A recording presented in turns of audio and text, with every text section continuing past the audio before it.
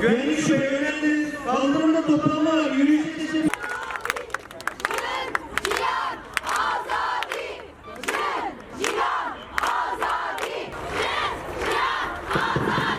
Güvenlik şube, burada rütbeliler yanıma gelsin. Kadınlara değil, katillere barikat. Alo. Cihan, azadi. Cihan, azadi. Yavaş, acele etme, yavaş. Yavaş. Taraf çantayı, vermeyeceğim. Sıkıntı yok. Bakalım. Bakalım. Beklemede kalın.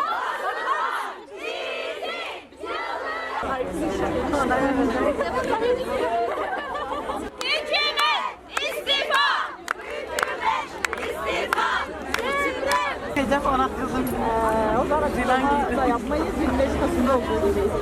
Değil! Rancı düzen öldürür! Devlet hesap verecek!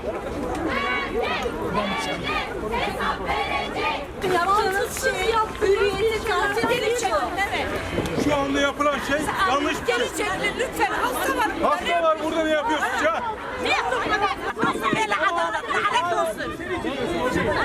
O kadar da olmaz yani! Tansiyonu bırakın ya! Ya ne düşüyor tepkisi? Düşürüyorlar ya Allahsızlar! Ve natırsın! Emeği hesap versin! Ve natırsın! Emeği hesap versin!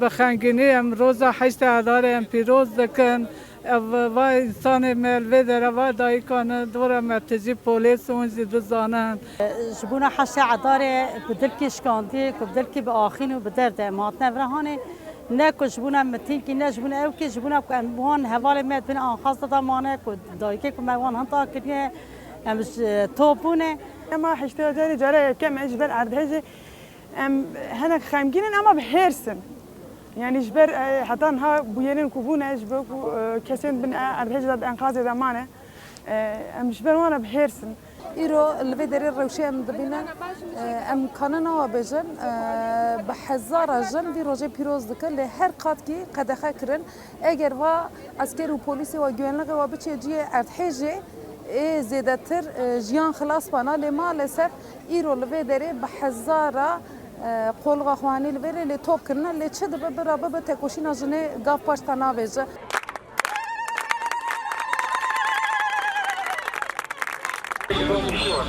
Tamam, orada seni bir şey vereceğim.